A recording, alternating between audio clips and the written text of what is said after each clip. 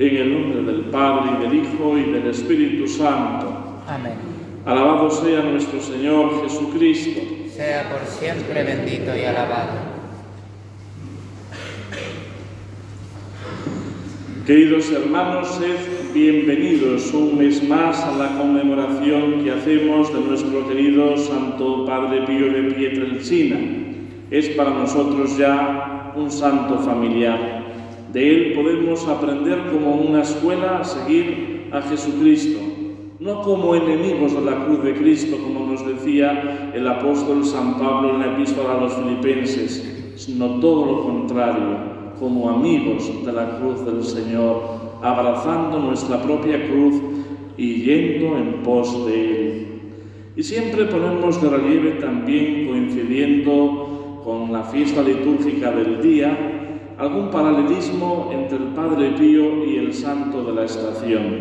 Hoy la Iglesia celebra la fiesta del Papa y mártir San Clemente, que ejerció su ministerio a finales del siglo I. Así aparece en la primera parte del canon romano de la misa.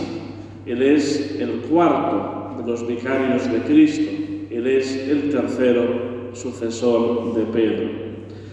Son pocos los datos que tenemos de la vida de San Clemente, pero suficientes para descubrir en él un siervo bueno y fiel.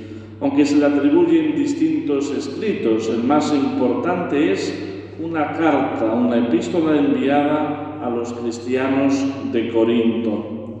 Nos suena esta peculiar comunidad de los corintios, una comunidad muy carismática fundada por el apóstol San Pablo con la colaboración de Silas y Timoteo en el año 50, durante su segundo viaje apostólico, y que después fue visitada por el apóstol San Pedro.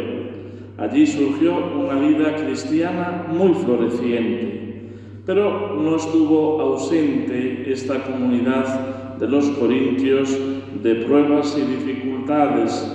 El propio apóstol San Pablo tendrá que amonestarlos severamente, como vemos que se pone de manifiesto en sus epístolas. Y también, un tiempo después, el mismo San Clemente, ya investido de la autoridad papal, se verá obligado a desplegar el triple munus de su oficio: santificar, enseñar y gobernar con esta comunidad. Esto es muy importante para que nosotros comprendamos bien cómo el ministerio petrino tuvo una definición muy precisa desde los tiempos apostólicos. De hecho, dentro de lo que es la literatura de los padres de la Iglesia, se considera a San Clemente padre apostólico por el tiempo en el que vivió, teniendo él trato directo con los mismos apóstoles.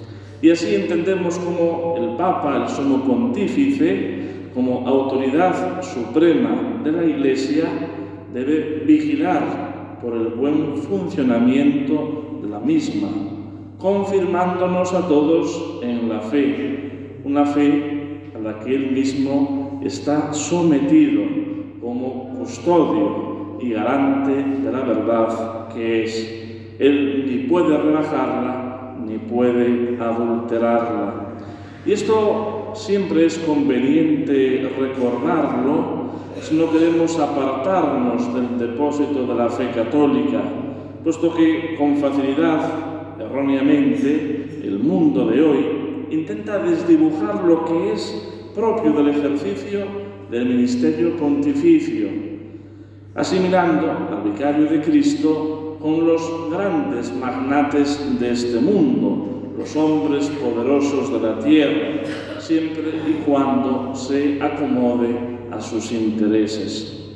El Papa no es en modo alguno el dueño de la Iglesia, sino más bien el representante primero de Cristo ante la Iglesia, el primer siervo de su Señor, que tuvo que decirle a Simón Pedro, que acababa de ser destinado a la roca de la Iglesia, como acabamos de escuchar en el Evangelio: apártate de mí, Satanás, porque tú piensas como los hombres no como Dios.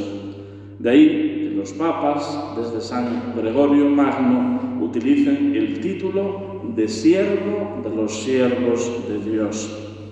En el caso de San Clemente, a quien hoy honramos, su magisterio es un exponente claro de su celo por el cuidado de la grey que le había sido encomendada, la Iglesia Universal, a la que él mismo reconoce que debería atender con mayor diligencia. San Clemente en su epístola explicará claramente la fe cristiana, atacará duramente los abusos y alabará todo lo que de verdadero, bueno y noble había en aquella comunidad de los corintios. Como dirá después San Ireneo de León, fue un eslabón importante en la cadena de la continuidad por su conocimiento y fidelidad a la doctrina de los apóstoles. San Clemente, que era de origen judío, fue un hombre de Dios, pero también un hombre de su tiempo, un hombre culto, con grandes conocimientos. Era buen conocedor de la Sagrada Escritura, pero también de la filosofía. Era testigo del pensar y sentir del momento, que acogió las aspiraciones más nobles de la humanidad, pero también testigo verdadero de la fe, sabiendo encaminar a los fieles por la senda verdadera, avisándolos de los peligros y amonestándoles cuando se desvían de esta senda. Fue testigo de la fe hasta el final, él mismo, que fue desterrado en tiempos de Trajano a Crimea, dio testimonio con su propia vida, padeciendo el martirio. En su importante escrito de la Epístola a los Corintios, San Clemente insistirá en la importancia de la comunión en la Iglesia, de la importancia de la autoridad jerárquica, rechazando concretamente el proceder de los corintios que habían depuesto a los sacerdotes por el mero hecho de las envidias y rivalidades que habían surgido dentro de la comunidad. En la manera que se expresa San Clemente descubrimos un padre tierno y enérgico, pero también firme, como aquel que se reconoce no como un sucesor más de los apóstoles, sino que tiene el papel importante de ser sucesor del apóstol Pedro. Queridos hermanos, el Padre Pío nos enseña a ser fieles a la Iglesia. Él, desde que nació, conoció unos cuantos papas, con algunos tuvo alguna relación, pero incluso teniendo que padecer la incomprensión por parte de algunos papas, el Padre Pío se mantuvo siempre fiel a la jerarquía y fiel a la Iglesia. En medio del desorden, del caos que hoy reina en nuestras comunidades cristianas y en nuestra sociedad, nosotros hemos de ser también siervos fieles, como lo fue San Clemente, siervo del Señor, siervo en la fe, y así permanecer en este mundo dando un testimonio valiente y vigoroso del Señor ante los hombres. Que el ejemplo de San Clemente, como el de tantos mártires, como el mismo Padre Pío de Pietrelcina, que sin haber padecido el martirio, en su vida fue un siervo sufriente del Señor, sepamos nosotros testimoniar en medio de los hombres de nuestro tiempo la verdad que no pasa, la verdad que no caduca nunca. En el nombre del Padre, y del Hijo, y del Espíritu Santo. Amén.